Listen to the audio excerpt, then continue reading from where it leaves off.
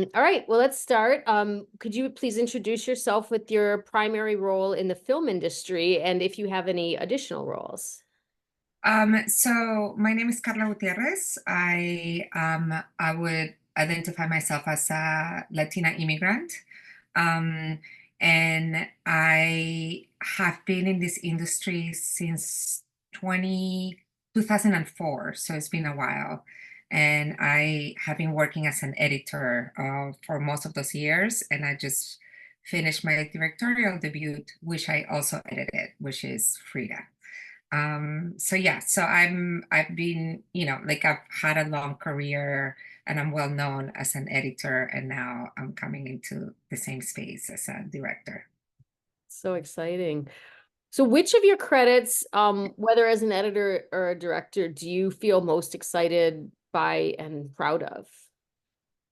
Both. I mean, so with directing, it was really the story of Frida that pulled me into that role. I wasn't really thinking, it wasn't, the jam wasn't motivated by I want to direct. It was mostly motivated like I have to make this film and I think I'm the right person to do it. And I'm kind of surprised that it hasn't been made this way. So it was, there was a certain urgency, even though her story had been told many times before, but in different ways. So so yeah, so I think now that I've had the experience of both directing and editing a film, and I set up the structure of my team to be able to support that, dual role for me. I really enjoyed it, so I want to be able to continue to do that. But I don't think I can direct um, solely like I want to be very involved in the you know building the narrative as an editor, or like just really being very involved in the editing process. I think more than maybe other directors would be. Yeah. One thing I do want to mention in this book is how many directors are involved in the editing process, but use like the Coen brothers always did their own editing, but they used fake names for it. Yeah.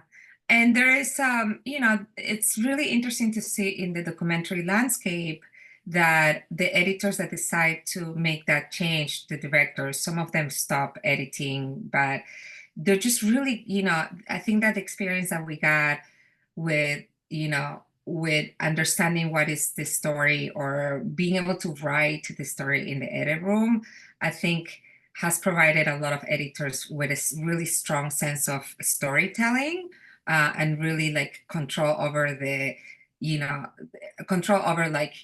really understanding a narrative, the possibilities of a narrative in the film.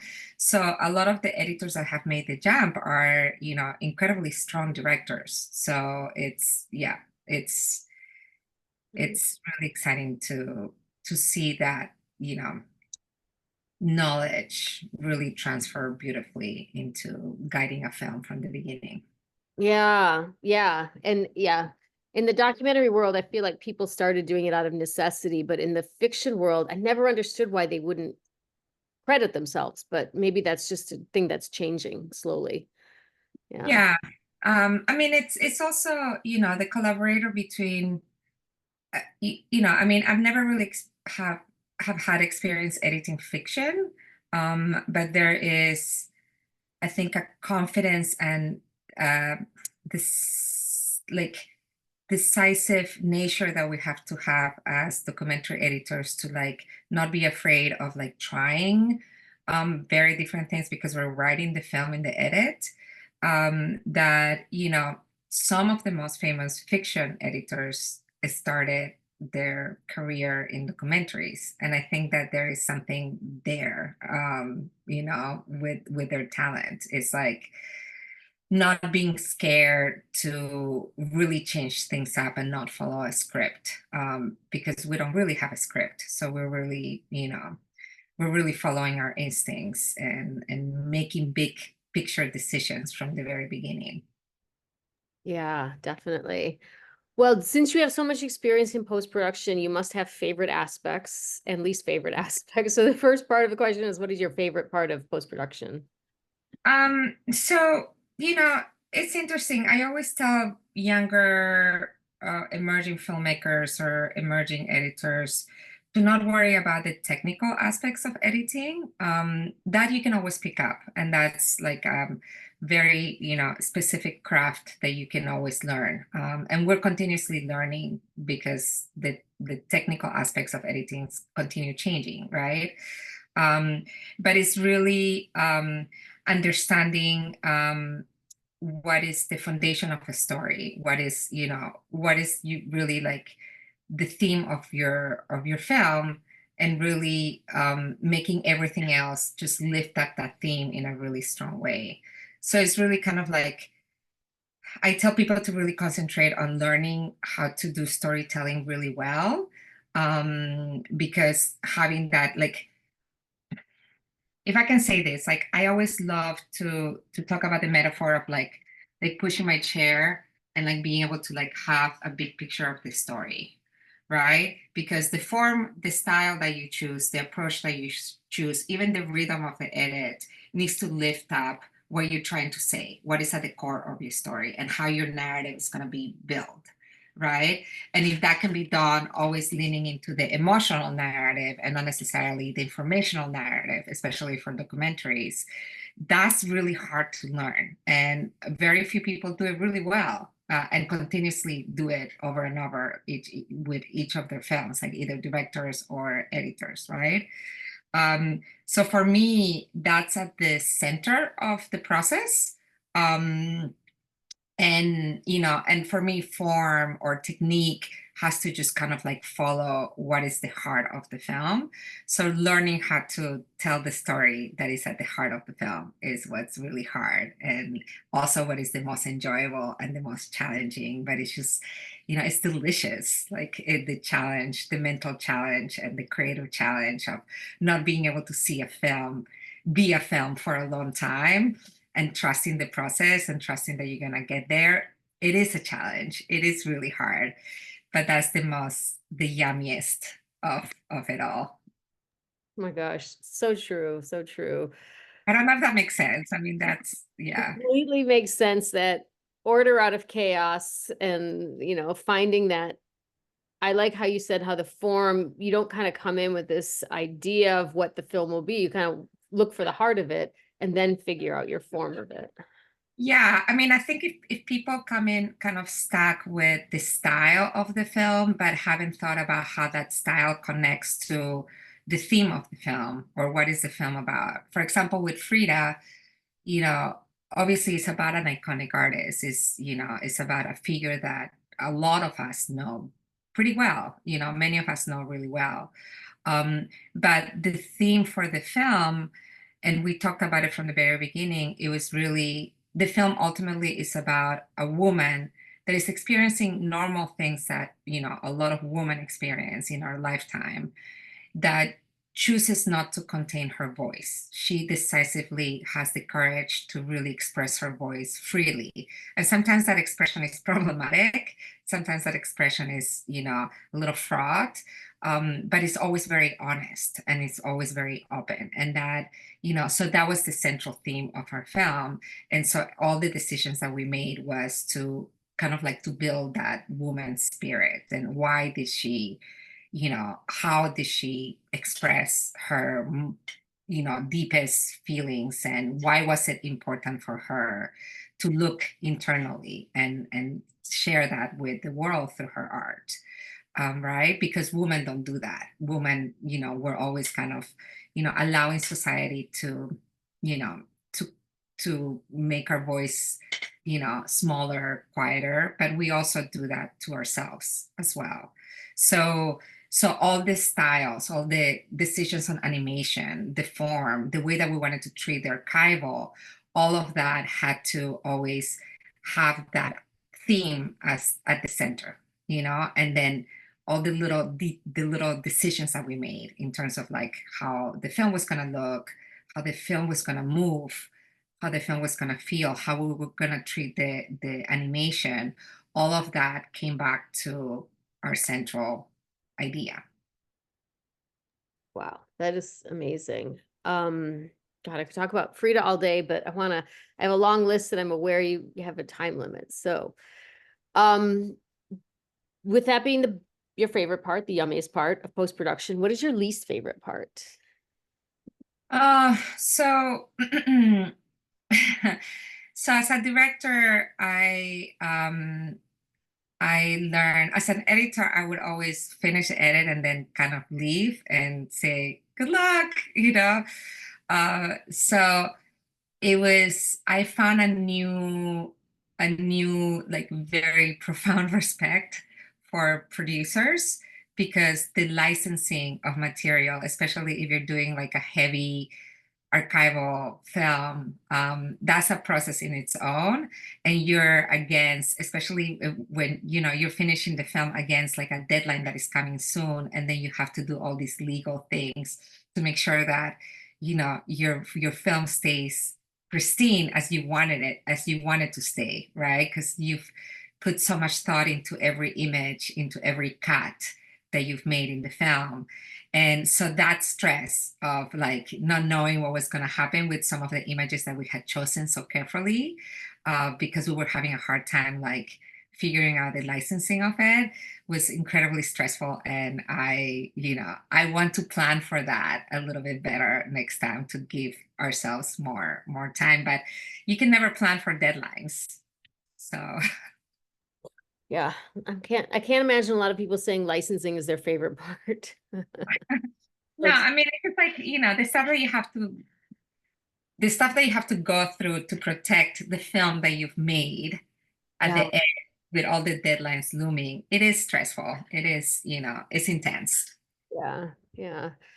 Well, another aspect of this book is to provide people entering the film industry, mostly students, but it might be for people who are professionals, looking at like how they navigate careers and trying to provide some examples of what people's entry points were. So, how did you get your start in filmmaking? And did you do something before making films? Yeah, I worked in advertising right after college. For me, it was just, I didn't have anybody in New York. It was an entry level. I just needed to pay rent and figured out life after college. Um, but I had discovered a love for documentaries, for watching documentaries, and I was really interested in documentaries before I started my life after college. And so I was watching a lot of documentaries when I was working in New York City as a young woman. So I got into filmmaking really pretty late. I was 27 and I got into filmmaking through film school. Also, I think, as a Latina immigrant, education has always been kind of like a very secure access point for me to get into different spaces that sometimes it's like hard to get into if you don't have connections or you don't have a lot of knowledge about those things. So for me, film school made sense. But I mean, for a lot of people, it's a huge expense, and usually artists in grad school are not supported with any kind of like financial grants like the sciences or like research heavy grad programs. But that worked for me. I went to the Stanford documentary program and I came into it, really being attracted by the power of film to address like social issues that I was interested in. My attraction to film and what I want to tell in film has changed a little bit. I think I'm still really attracted to stories that have a lot of meat, but and they're complicated and they're complex and they're an entryway into some kind of like human, complexity or maybe like a interesting social issue or a world that we don't know that well. But I'm really focused on how to make that story really like how can you tell that story in a really interesting way So what's available of that story? How do you enter that world in a really, exciting, dramatic, cinematic way is something that I get a lot of pleasure thinking about.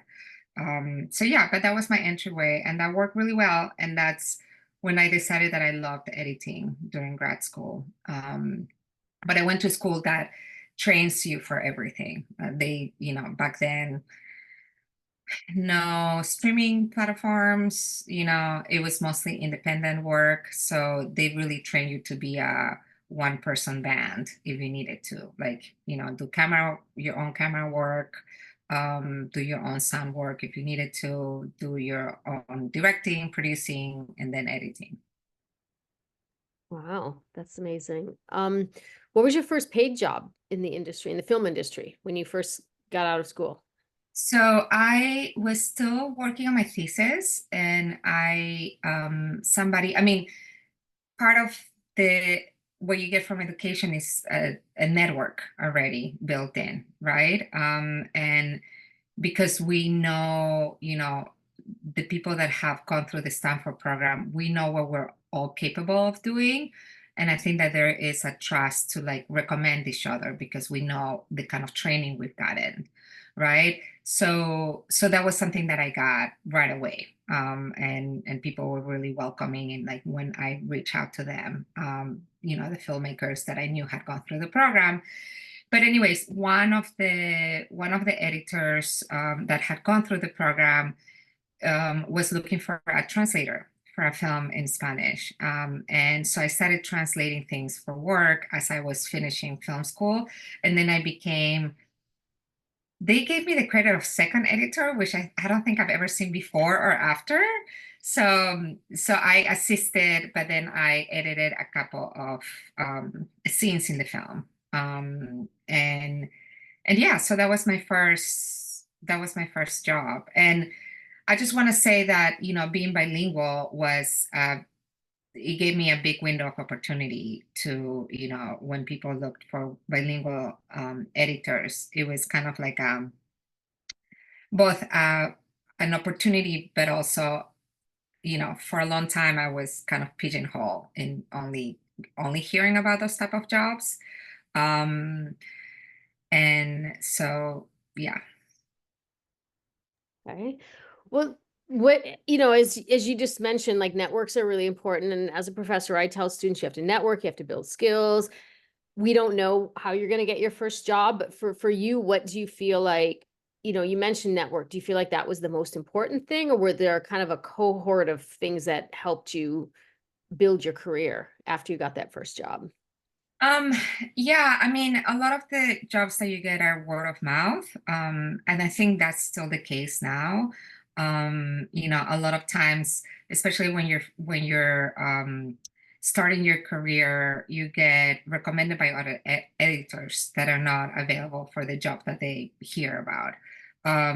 So I don't know if I was very good at that when I started, but I was pretty lucky. Like people started just contacting me. I think because I worked with somebody that recommended me, um, and and that's kind of how I started. And then you're just kind of like you're people get to know you in some circles. I think that like I did quite a bit of like PBS work at the beginning, so people working on ITVS or in the people in that circles. I became a known name in there. But like I said, like I didn't get a non-Spanish or non-Latino job for a long, long time. And then when I did, it was really RBG. And that was an executive that gave my name to the directors. And then the directors saw my work and they hired me for that. And then after RBG, I started to only hear about archival films because RBG is a heavy archival film. So that's quite interesting. But yeah, I tell people to really network as much as they can, get to know other editors as much as they can. Going to film festivals where there are editors, because there's some very small film festivals that kind of like attract editors or people that just want to watch films and not necessarily are just workshopping their own films. There's like some festivals that are market heavy where a lot of directors and producers go to. There's some smaller festivals like Condem or Full Frame where the community gathers mainly just to also just watch the films, and those are good places to to go to and like meet people, but a lot of it is word of mouth. I founded an organization that unfortunately I'm not involved with it, or I really can't be involved with it anymore, but called BIPOC Documentary Editors. It's a database and an initiative. I started that with editor David Teague. And it's still very much alive. They're doing a lot of amazing things. And it was to encourage the industry to look outside of the networks, because there's so much word of mouth that you just get recommended by the same people, and a lot of times it's mostly white filmmakers recommending white editors. And so we wanted to create a database so that people can just expand their circles and their networks and make an effort to do so, and to hire more diverse editing teams. Yeah, that's great. I think I found your contact information. No, we connected on LinkedIn, but then I Yeah. saw you on Brown Girls Doc Mafia as well. Brown Girls of Mafia is another great example for, just looking outside of that. I mean, it makes sense, right? You want to always hire people that are proven, that you work with before, and that their work, that that they're going to deliver a film for you. But I think that we just need to make an effort to create more access, especially to marginalized communities, and also support their excellence, right? The potential for excellence. So yeah. Yeah. Well, the next question was about hiring and what you look for. So you kind of touched on it, but I guess just to be more specific too, because remote editing is so possible now. And some people are telling me like they have these global teams, and you don't have to be in New York and hire an editor in New York so you can sit side by side. You can hire someone in Bombay or, London. So I guess since you kind of talked about hiring, could you weigh in on like your experience or how you see remote work and that kind of affecting hiring?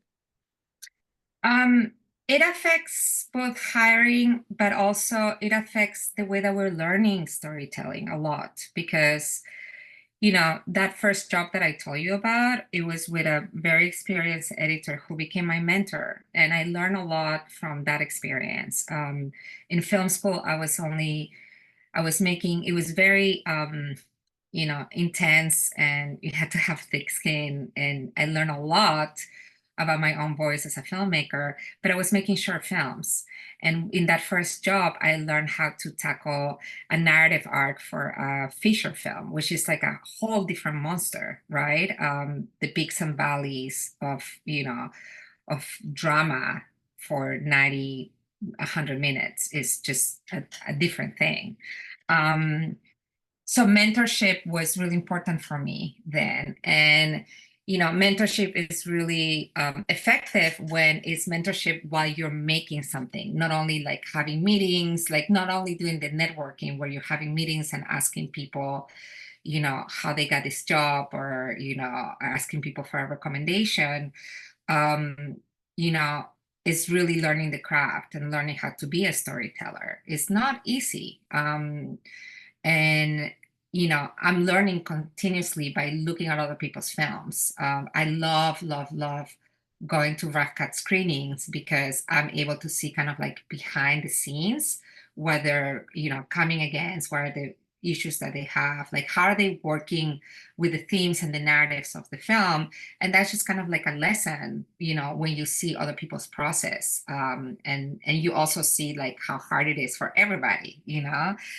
um, so that's what we're losing with some of the remote stuff that is happening. We're losing that personal contact, that, for the assistant editor to be able to be in the room where the story is being discussed, right? If you give an assistant editor something to cut, how do they know how that scene is going to fit into the larger picture, the larger story, right? So they're going to cut that scene and it might not make any sense in what we're trying to say. So I feel like that's one of the downfalls of remote, because apprenticeship is not as, you know, not as normal anymore. And people are getting stuck with just the technical aspects of it. So, and even with, I mean, at the same time in Frida, we did a lot of remote work. But that was mostly, the core team was in New York, and it was important for me to like get together. I hired a supervising editor.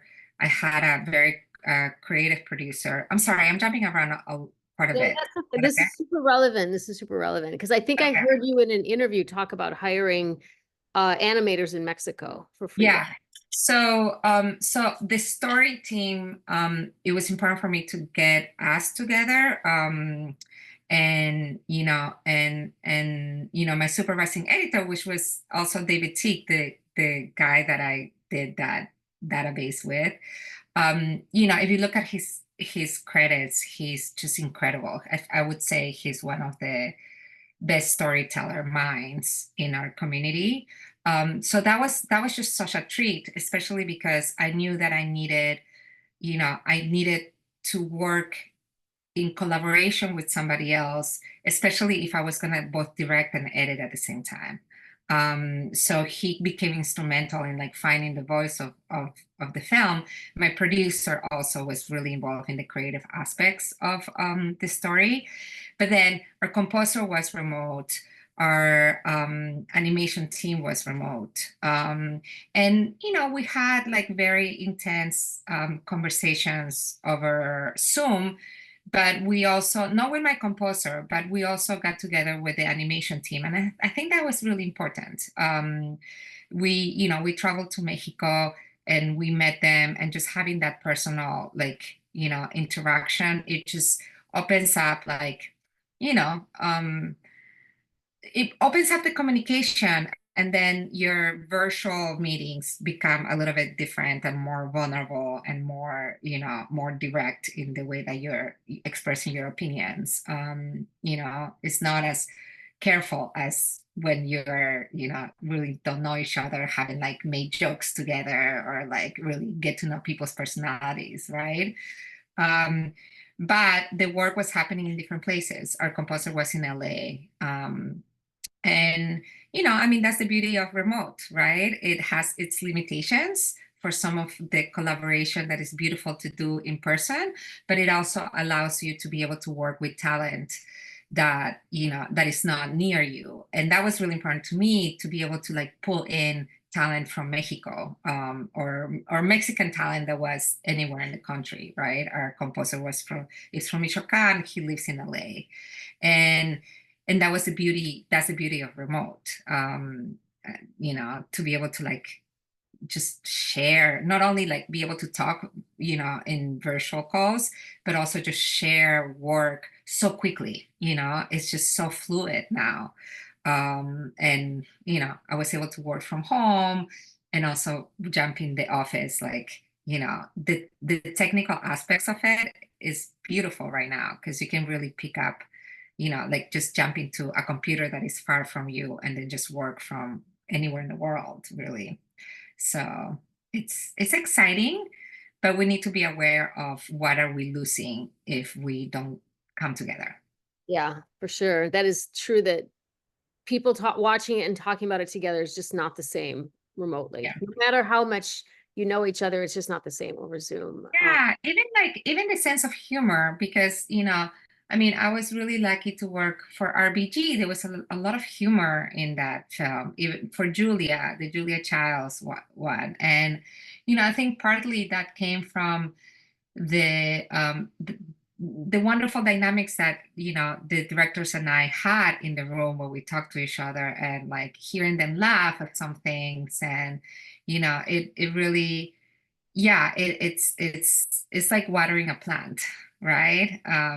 those personal interactions and being able to like get to know each other's personalities and what tickles them, and that gets me excited, right? If they react to a moment in this story in a really fun way, and then I just like push it, right? But to see their laughter in real time and to feel it in the room, those are special moments of joy that I think you need to hold on to during the process, because sometimes the process is a little stressful and intense.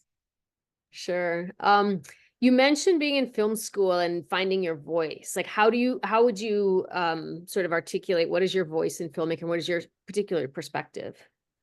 Um, I feel that I lean into I think I'm a very emotional, empathetic, both editor and director. I feel things in a big way. I express myself and my feelings in a big way, and I think that really makes me um, kind of like very willing to go there with film, and not feel like, oh, that might be cheesy or whatever. Like I really kind of like follow my heart, and I think that allows me to really pull that internal emotional journey of the characters. So just I think that like being you have to be very vulnerable, as it's a like a two-way street with the material and with your subjects, right? You got to give a lot to yourself. Even with the experience of Frida directing actors, that was the first time I directed actors. But you really have to kind of like jump in fully and be like fully emotionally engaged with the material and with the story. And I think by doing that, I really pull a lot of emotion from stories, and I think that you can feel it. And I think that there's a rhythm to things that I like. I love dancing. So I think like really like learning how to be true to myself and finding my voice in terms of confidence, not being scared to make big decisions. And I think, and not being scared, and being okay and being trusting with the process to be able to fail, because that is the process. The process is a continuous failure until you have the shape of a film, right? But you're learning a lesson every time you have a version of the film. You're learning a big lesson.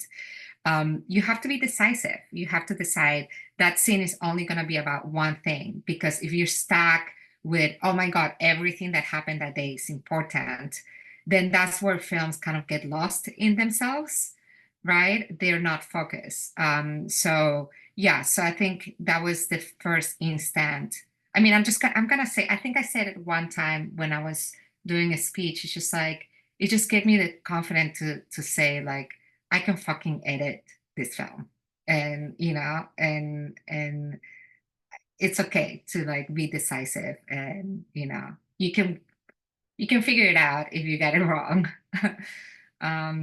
So yeah, Yeah, wow. I have a loud voice like in person, Yeah, for and sure. I think my films are, they have like a loudness to them, I think. Yeah, but also I see the sense of humor, because you have serious topics like RBG wouldn't say, oh, this is a comedy, but there's a lot of lightness and humor in it too. I remember Yeah, doing push-ups and like we were just laughing. I know. I mean, it's like that's you know when you do films and that can be read as an article, they to me they feel flat. I mean, the beauty of film is that you can express the internal emotional journey of somebody, and that's how you connect to people, right? It doesn't have to be a perfect hero. It doesn't have to be, um really a perfect story. The ones that are complex and complicated, like Frida, right? The obsessive love that she had, the decisions that she made in her life. She was a very complicated woman. And that made her, to me, more fragile and more likable and more human. And that was the whole goal of the film, is to bring this symbol that had been flattened because she's just become an image, right? A symbol for really female empowerment, and for a lot of people, a symbol of sexiness. And we wanted to give her texture. We wanted to give her personality. We want her to the spirit to come across. And so you have to really get to know them. And we come in with a lot of also humor, and, even in the most difficult circumstances that you see in difficult films, like we're ourselves. And a lot of times that humor, like sometimes in the most difficult circumstances or in the biggest heartache, the only thing left is to laugh. And that's how you get to know people really well when you get to that point sometimes. Yeah. Love that. Well, to bring it back to the actual mechanical day to day of how you get these beautiful stories on screen, what is your software of choice, and what do you think that people coming into this field should be learning in terms of software? So I prefer Premiere.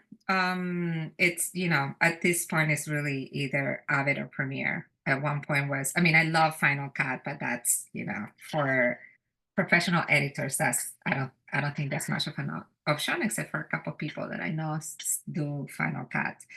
Um, I really like it. I mean, I can work on Avid, but I find Avid a little bit too rigid sometimes for me. And in my, for my software, I need my software to do, you know, two really extreme things and then everything in between. And the extreme things is, a lot of times I do my thinking, my story thinking, by throwing things at the timeline and just like being very kind of messy, and, kind of like a thinking board, right? Just like writing like words and stuff like that. Um, and then when I'm finishing a film, I'm incredibly exact. Like, I watch a scene and I'm just like, that shot is 3 frames too long. Or like, yeah, I know exactly how 8 frames feel, right? So when I'm fine cutting, I cut like that. Or I need to like, let me play with sound this way so it like goes away so that it feels a sense of like solitude, or like very, very specific fine things. And I find that Premiere actually allows me to do, to be really messy, or to be incredibly disciplined and exact in the trimming and fine cutting, and like, looping sound forever. Um, and I find that with Avid, it takes me more steps to be messy, because it's sometimes it just, I call it the queen, like it likes it like it likes it. um, but if you don't learn the software, for some people Premiere can be too loose because you can always be messy with it, right? So sometimes people don't learn how to use it in very exacting way, or they're just like a little bit too messy with it in the way of like they do media management, and then the software sometimes crashes too much, right? So you have to also be very disciplined with it and know how to use it well. So yeah, that's a long answer for like which one is your favorite software, but there you You're go. you're nice to Avid. I call it like your crotchety old aunt or uncle who has to have everything a certain way, and then they're just like happy. But I teach it because Royal. we have students who go to broadcast, so they Yeah, but people have to learn, especially if you're gonna be an assistant for a while, you gotta learn of it. Like you have to know how to use it, because it's gonna close opportunities for you for work, definitely. You Yeah. know? I mean, I got lucky. I never really assisted. Like that first job, I went from translating to assisting some, but also doing a little bit of editing. And then after that, I never assisted. So I was really lucky. But if you need to assist for a while, you need to learn of it really well. Yeah, yeah. Well, let's move on to your favorite films and inspirations. What are some of the favorite films that your scenes that you think about when you think about, wow, that was a really well edited film? Well, it really depends on the film that I'm working on. I look back at films, or I see sometimes new films that I've missed, or new films that are just coming out for inspiration. And they don't necessarily have to be like the same type of films, but sometimes like if I'm working on a competitive film, I'll watch some very different competitive films just to see how, how they made the competitive feel really intense, the competition feel really intense, or or how do you deal with that many characters, and or I watch a lot of openings, so it really depends. I mean, with archival, I've definitely been very inspired, especially when I was working on Frida by Asif Karapia. Can you make sure that you get his name right? Because I'm always mispronouncing it. So he, especially Senna was a very important film in terms of thinking about archival for me. And I'm Not Your Negro was also a really seminal film for me. Especially like the poetry of archival and visuals, without necessarily like, it's not a verite film. But in terms of like, I mean, verite films have also been, really present in my work. You know, Cutie and the Boxer was a big one. Dark Days was, it really like impressed me, and that was before I got into film. Lately, boy, the film about the fire in, was it the fire in Ukraine? It was not that long ago. Um, about the investigation. It was nominated. But recently, like I just watched Wilt and Harper, which I loved. And I'm looking forward to watching other things. Nikki Giovanni, um, last year was incredibly impressive. Yeah, it's just I yeah. I mean, I always go back to films where when I'm watching them, I'm just like immersed in them. And that's, if I'm not thinking about how they did it, but it grabs my heart. That's my goal for my own films. Like I just want to be able to hopefully grab some hearts in the audience, right? And if a film does that to me, then I go back to that, often. Yeah. Was the film you were talking about called Fire in Ukraine? Ukraine on Fire. No, that is a different one. Maybe it wasn't Ukraine. Oh, I'll follow up with you. We'll find out. We'll add it. And I found a Sif Karapia Senna. I found that. So Yeah. do you feel like you have techniques, like go-to techniques that you always find yourself using in your own work? Um, yeah, I mean, I think that there's definitely a signature, there's definitely a signature that I have. Um, and I think we mostly like sometimes I can identify other editors if I haven't seen their credits. Like I can see what Kid Amen did, or Kim Roberts, or um Aaron Wickened. Um so yeah, but I think that I mean that's why it's so helpful to have collaborators, because their take or their comments and their feedback, or even just collaborating on the story together, it like shakes you up a little bit, so that they bring just like either a single fresh idea that opens up like different possibilities of how to tackle a scene.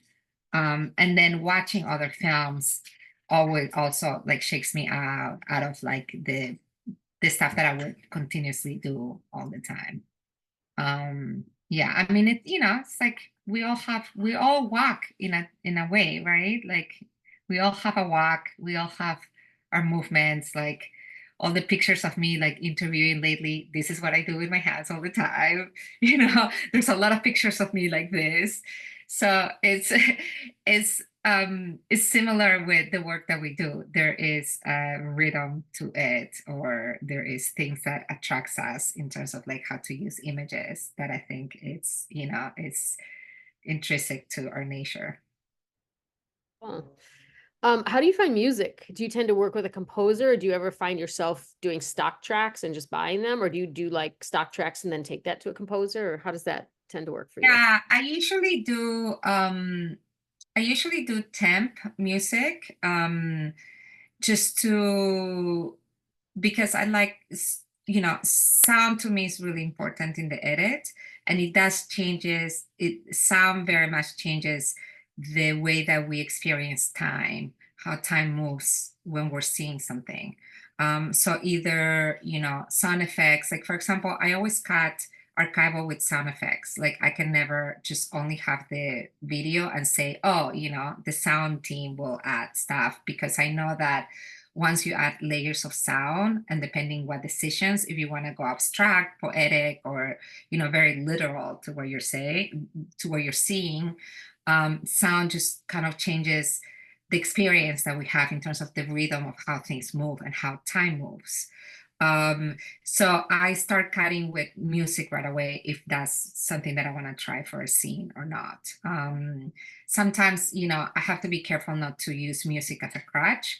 And then with temp music, it's difficult. Like with Frida, it took us a while to find something that kind of got towards the path of what we wanted to try out with the composer. And then the composition was very different from our 10 music, but it just kind of gave us some ideas. Okay, this is what we want to explore.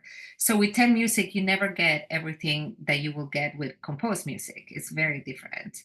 But you can at least get a little bit of rhythm and a little bit of emotional mood, and maybe a little bit of like the texture that you're going for. So for Frida, we we used a lot of 10 music that didn't work at all, and then we found some 10 music that was working a little bit better, and then we started working with the composer kind of early on with a couple of cues just to be able to get the voice right. And then he worked really fast for the rest of the film, but we already knew that we got it right with those two cues. And we worked those two cues for a long time, because it just like for us, the music in that film was another voice of Frida, and it just kind of like took us a while to really capture her voice with the music as well. What do you see as some of the challenges that the industry is facing right now? Ah, I mean, it's a bit of a challenge now, I think, because, you know, I think that private investors are really nervous about the market, and to get their investment back. And the big man, like the big streamers, they seem to have like more and more limited mandates in terms of what they're picking up, like you know, celebrities, crime, and cults, right? And or sports. Sports is definitely like a thing that continues to happen. And that's quite limiting for the type of stories that we could tell. And because there's just like very few places, or not at all. I mean, the last 3 years there were a couple of years where like none of the non-celebrity films got picked up. The things are not selling really. So I think that there was a bubble, and hopefully things will adjust, but I don't know. I mean, I sometimes feel that I chose to become a director at the perfect worst time. So we'll see what happens. So I'm a little nervous about that. Um, but it's encouraging to see that people are still like working really hard to make it. But it's really hard for people. Like for example, I couldn't take the financial risks that I know younger directors are taking, because I have to put two kids in college like next year, right? So the sustainability of being a director is and a producer is, I think, is hard. I think I'm lucky because I have a craft that is usually paid, that I can fall back into. Um, and and I have achieved enough, like I have, you know, enough experience that I think I would continuously to be higher in interesting films. Um, so yeah, I don't want to sound like too negative. Um, I Are think there that, are there developments that you're excited about? well, so I'm excited. It's, you have to be careful with like all the AI stuff, all the technical stuff, but like it is exciting to see the technical advancements being used creatively. And always, I always with a like journalistic foundation of good research. Like if I see a film that I know has like, a foundation you know, of like really understanding the story, being ethical with both the story and the subjects, and then they're using technology in really interesting creative ways. That's really exciting to me. I mean, like there is technology now that can actually separate audio from archival, right? So for example, when you had archival from the news and you have a broadcaster talking, you can actually separate the background noise from the person talking. That's amazing, right? So you can even just play with the background noise without, with the actual background noise of that image. So there's, I mean, stuff like that. I mean, God, I wish I had that when we were working with RBG, right? To be able to like get her voice away from some of the background that we had. um so that's exciting, and it's always exciting to see that people just, they just are so passionate for the work that they want to do, and you know and they are, and just to see like great storytellers still working really hard to put their films out there. That's inspiring all the time. Like I love to see other people's work. I love watching documentaries. Like I watch documentaries for fun.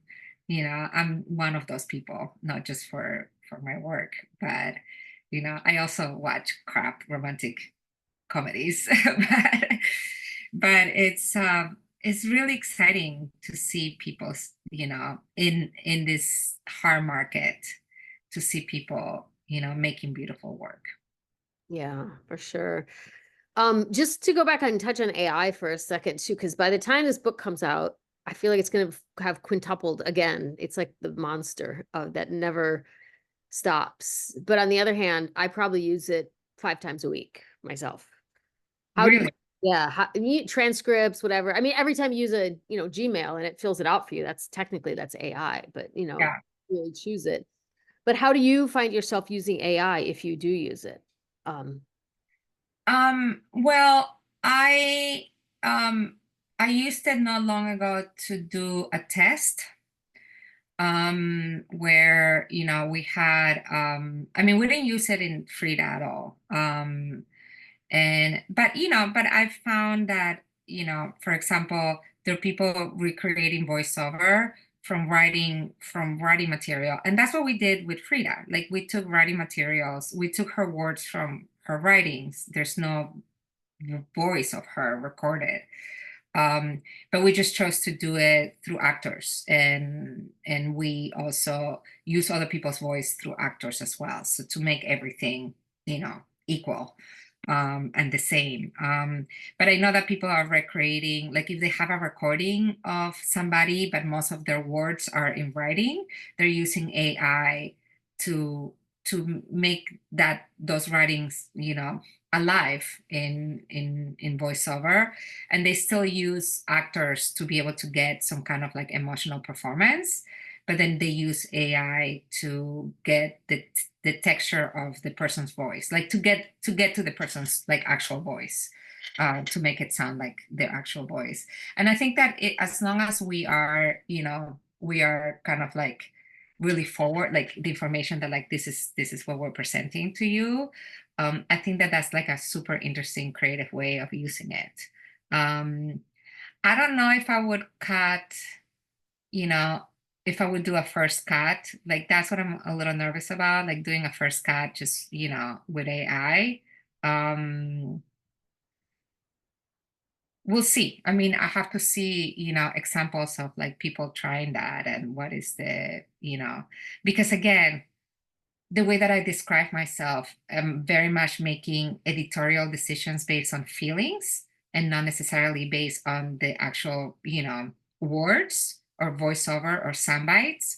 And I'm always thinking about, how the visuals are emotionally interacting with any voiceover if I'm using that, or any, dialogue from Verite if I'm using that. So so to me it's like it's building emotion, and I want to see how AI can do that.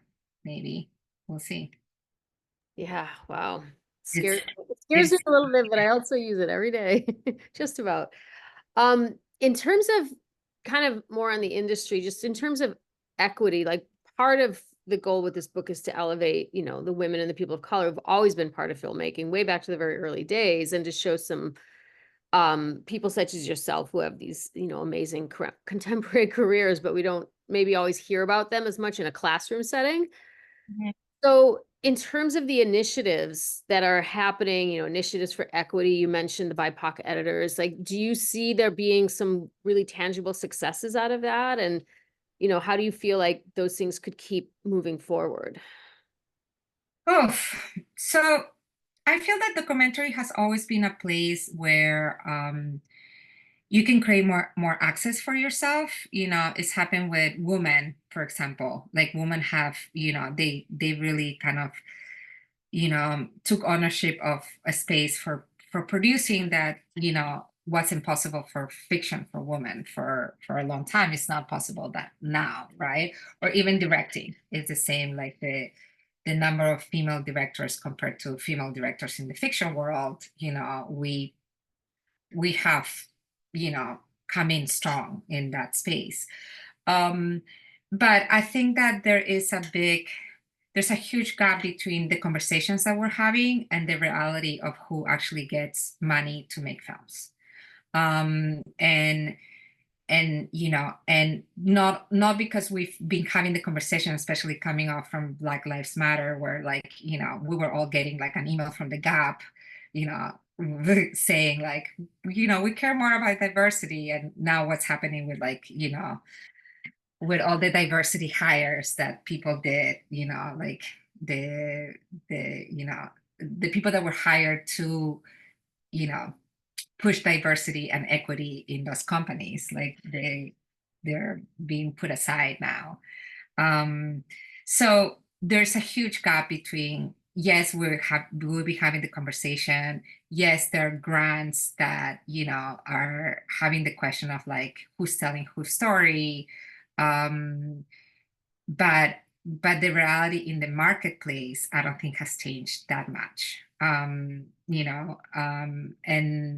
And that's, I think that there is some misunderstanding of how much progress we've made. I think that there's just like there's a couple of like really well-known Black filmmakers, but they're getting all the and really good for them, but they're getting all the contracts from like the big streamers to do that kind of work and other type of work. And damn, like great.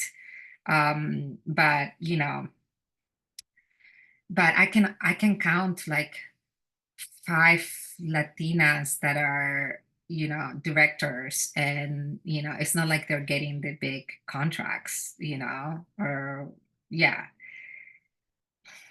I mean, look, I respect all directors a lot. I respect their work. I am a huge admirer of all types of directors. It was a little bit disheartening for me when they Deadline put a picture. I don't know if you're familiar with it, but Deadline put a picture of the directors that have gotten nominated for the Emmys, and they or who had films that were nominated for the best documentary for the primetime Emmys. And the picture was of all like pretty famous white men of a certain age. And they didn't really acknowledge, even in that article picture, the one woman that was nominated and the one person of color that was nominated as best director. And and if you look at like who gets the big contracts, it is still mostly white men. So I'm hoping I'm hoping that because we're having the conversation, that will change. And I think that there are more opportunities. But it's the same thing as the fiction thing, right? It's just like, oh, it's the year of the woman. And then how many women do we really have? And like who gets nominated the next year, right? So there is, there's still a lot of work to do. Yeah. And it's hard for us because I get really nervous about talking about it all the time. Like I don't want to have to like, you know, um, I mean, I'm probably of, of like Latino editors, I'm probably one of the most experienced Latinas. Like I was never able to find a mentor, a woman of color mentor that, was a veteran editor. You know, for ACE, which is an organization that I love, American Cinema Editors, you know, the first Black woman member that they, brought in came in 1997. Like that's how, it's like incredibly late. So, but it is a flag that I need to carry as well. So I'm both like just trying to make films. I'm trying to be a good mentor to, other women of color coming up.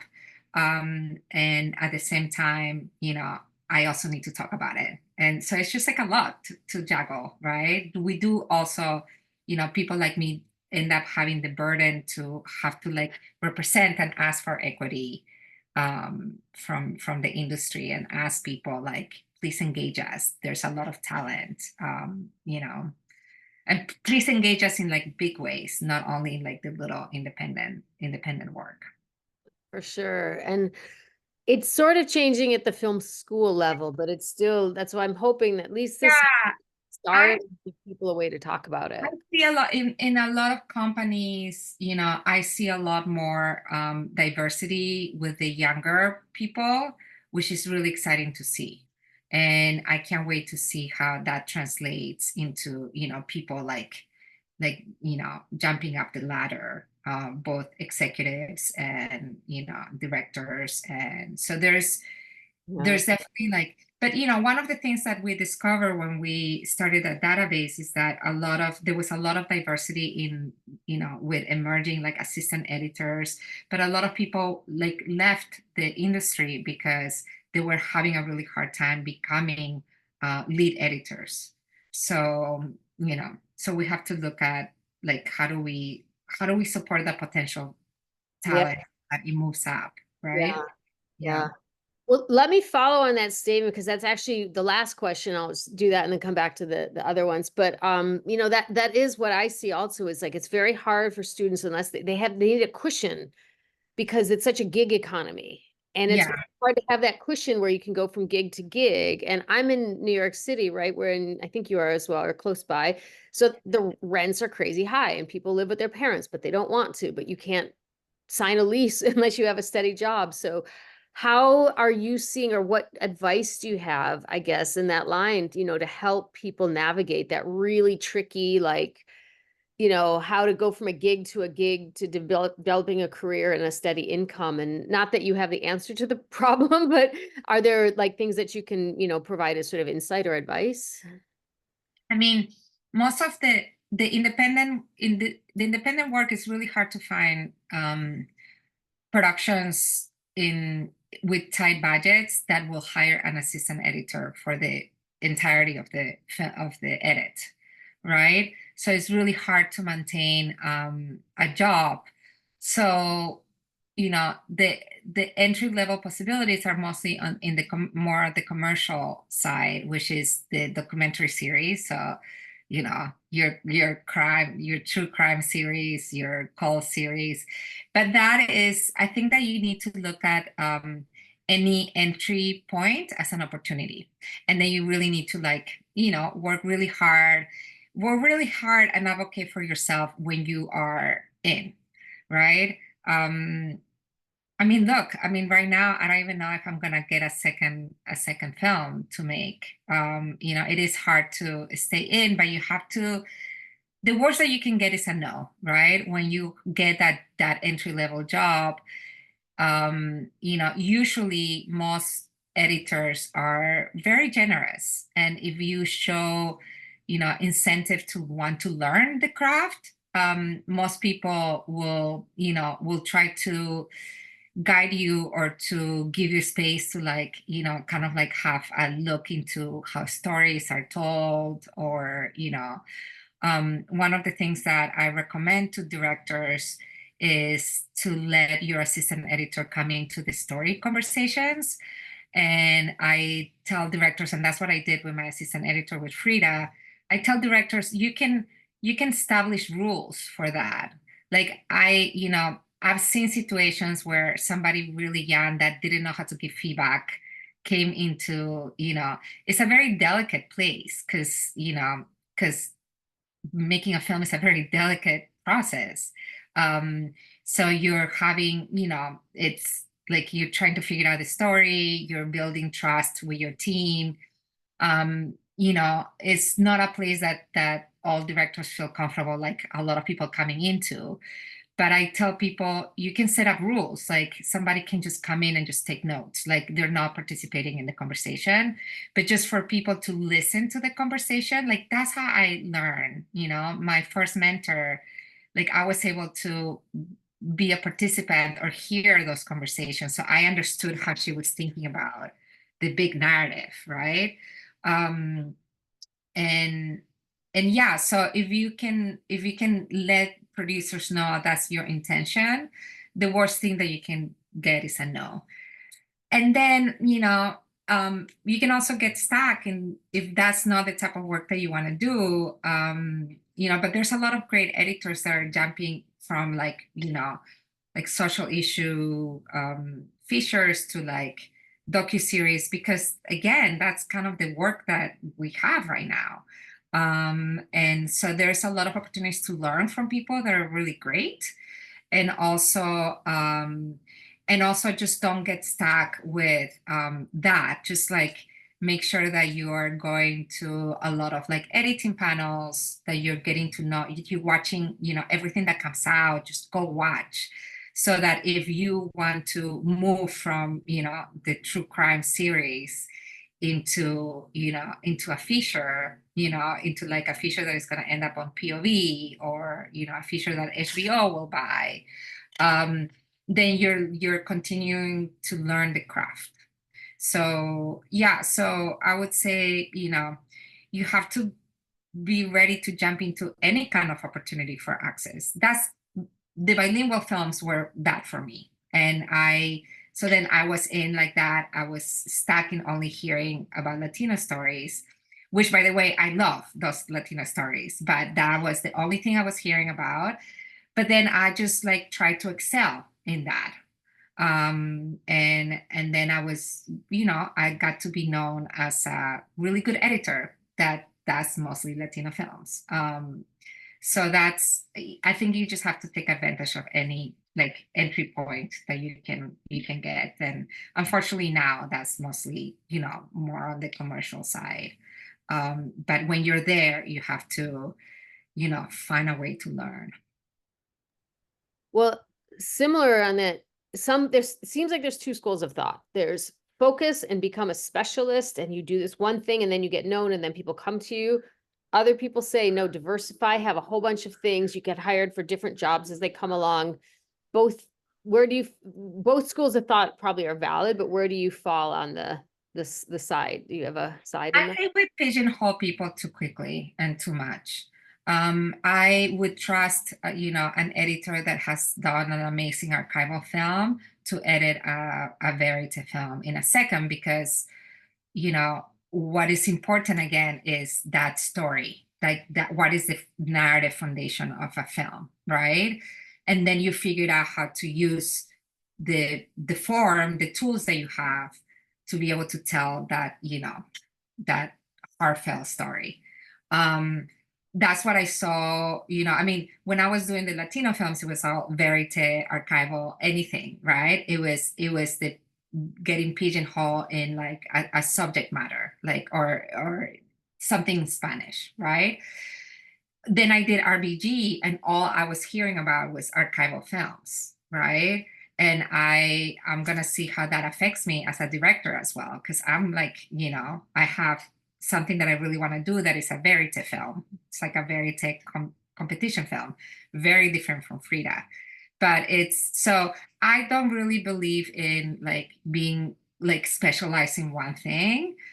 It's like what you're specializing is like, how do you tell a good story? And then you can figure it out, same with like, how do you build a narrative? And then you figure out the technical aspects of it. How do you tell a good story? And then you're, massaging the material that you have, you know, into that story. And part of it is verite, or some of it is archival. It's really interesting because I find a lot of people that I treat archival like verite, like I make scenes out of archival. And then I can go like very poetic, same. I mean, it was the first time I really worked with animation with Frida. I've done a lot of graphics, but this was animation. It was a different form. Still, I knew what I wanted to say in those scenes. And that's what informed the way that I treated this new form that I was playing with, right? So, so a lot of people come and tell me like, wow, I didn't realize archival is that hard. And it's like, well, it's because most people think of archival as these band-aids that like whatever, the interview is telling you, you're showing with archival. And like, no, it's a tool for story. And so you have to look at it like that. So I do not believe in like being is like specialized on one thing or another. I think that you just need to learn how to tell a story really well, and then the style and form will follow. All right, last one, and then we'll let you go.